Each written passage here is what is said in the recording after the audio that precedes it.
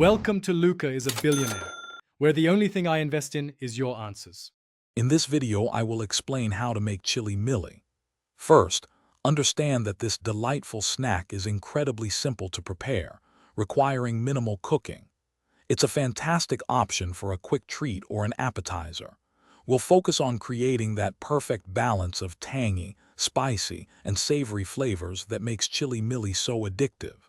Get ready to transform simple ingredients into a vibrant, exciting dish. To begin, let's gather our essential ingredients. You'll need 2 bags of plain potato chips as they form the crunchy base. For the tangy sauce, have 1/4 cup of tamarind pulp and 2 tablespoons of sugar ready. Don't forget 1 small onion, 1 tomato, and a handful of fresh cilantro, which will add freshness and color to our final dish. Now let's create the heart of our Chili Mili, the tangy sauce. Start by soaking 1/4 cup of tamarind pulp in 1/4 cup of warm water for about 10 minutes to soften it. Next, strain the mixture through a sieve, pressing firmly to extract all the flavorful liquid. Finally, combine this tamarind water with 2 tablespoons of sugar, a pinch of salt, and a ½ teaspoon of red chili powder, adjusting to your taste. It's time to assemble our delicious Chili Mili.